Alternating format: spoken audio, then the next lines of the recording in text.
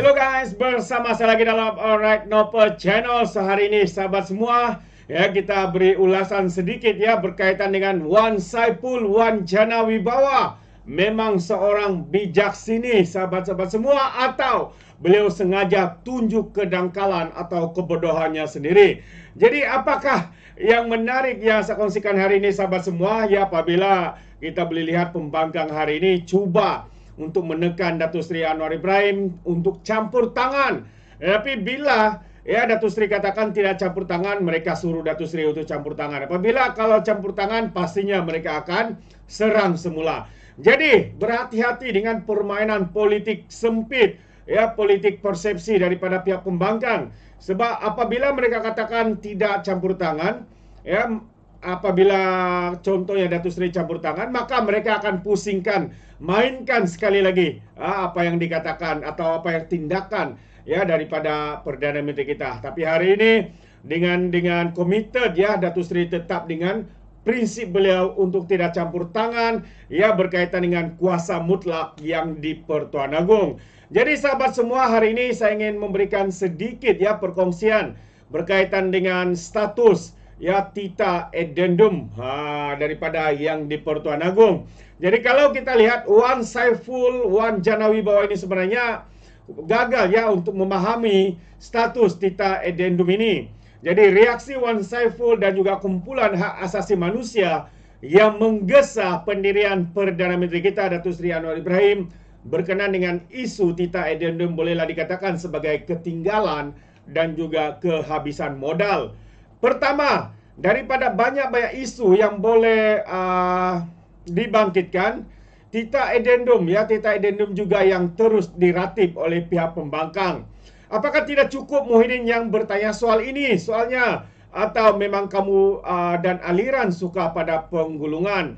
Jika benar, maka terbukti kamu sudah kehabisan modal.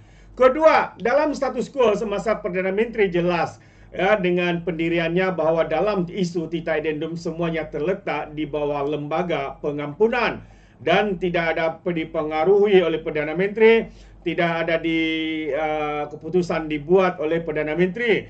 Ia adalah keputusan penuh di bawah lembaga pengampunan yang dipengerusikan sendiri oleh yang di Pertuan Agong.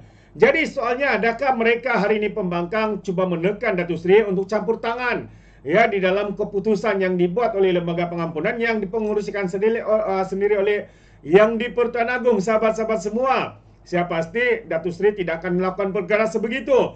Berlainan dengan pihak pembangkang yang jelas mereka ni memang kaki derhaka melawan, tidak mengikuti titah nasihat daripada yang di Pertuan Agong.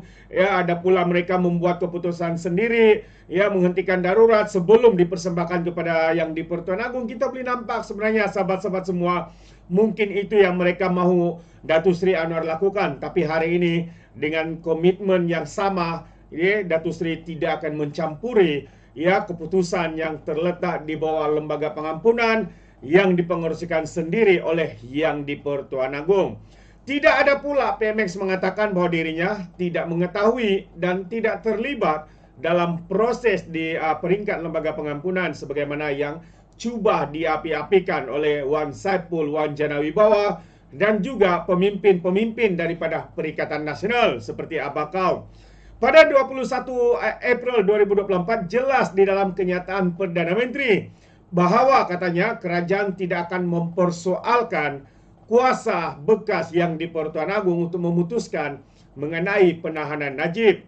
Dan satu lagi yang terkandung dalam kenyataan Datuk Seri adalah sebarang keputusan yang dibuat dalam lembaga pengampunan, keputusan yang di Pertuan Agong adalah muktamad.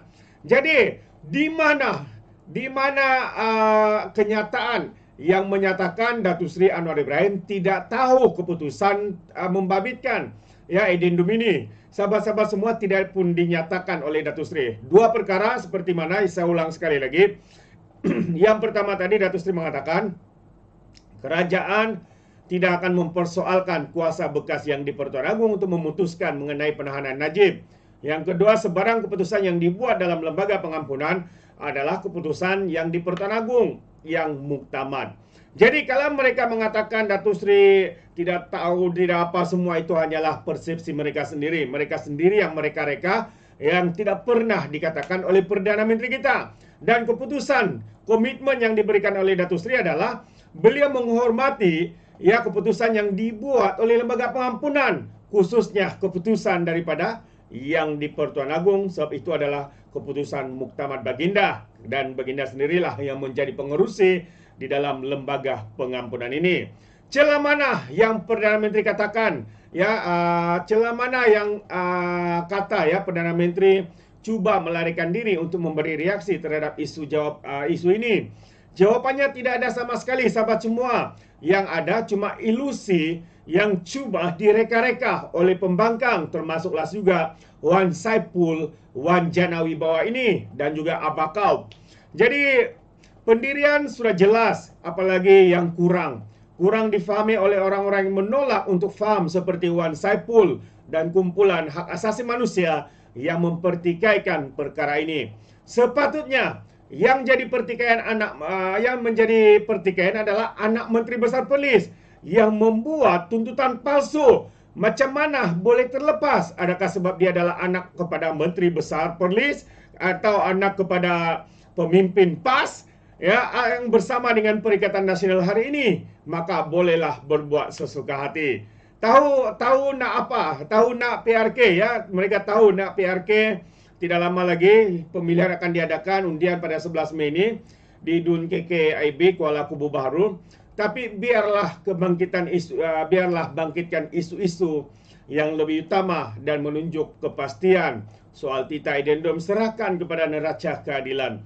Lagipun semua spekulasi telah dijawab oleh Perdana Menteri. Jadi jangan diulang-ulang benda yang sudah pasti.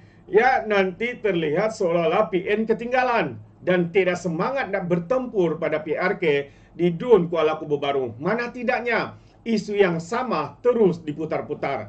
Isu addendum. Ya, mereka cuba menunggang isu ini, isu populis untuk menaikkan amarah kepada penyokong daripada Najib Razak ini. Kita tahu sahabat semua apa tujuan mereka sebenarnya. Kerana apa? Ya, kerana mereka sudah kehabisan modal. Karena mereka tidak punya apa-apa lagi untuk cuba dimainkan, untuk dipolitikkan. Ya, yang pasti seperti mana seorang penulis Mursi, saya tidak ingat namanya, Rizwan Mursi kalau saya tidak silap, bahwa yang pasti ya pada kempen ceramah yang bakal diadakan ini, pastinya mereka akan menggunakan isu bangsa, ya, isu agama. Ya, pasti itu antara kenyataan beliau yang pastinya akan dikeluarkan oleh pemimpin-pemimpin utama, ya, seperti Presiden Lebaipas, Presiden Abakau, Ketua Pembangkang, apatah lagi ya pemimpin lebay-lebay yang kita tahu mereka ni penunggang pakar. Kepakaran mereka adalah menunggang isu 3R. Ya, apabila di soal siasat dan sebagainya, mereka katakan, wah sekarang bercakap pasal bangsa agama pun ditangkap, disiasat. Itu modus operandi mereka yang selalu kita dengar hari ini, sahabat-sahabat semua. Dan sekali lagi, mereka akan fitnah. Lepas tu kalau sudah didapati bersalah atau sebelum dikenakan hukuman penjara atau masuk ke Sungai Buloh, mereka pastinya akan memohon maaf. Jadi ingat sahabat semua, pastinya mereka akan menggunakan isu ini. Kita tunggu dan lihat apakah isu yang cuba dimainkan oleh geng-geng pembangkang pada pilihan raya kecil di DUN Kuala Kubu Baru ini. Jadi menarik untuk kita fikir dan menarik untuk kita tunggu bersama sahabat semua. Jika ada, saya akan kongsikan ya video itu. Jadi terima kasih.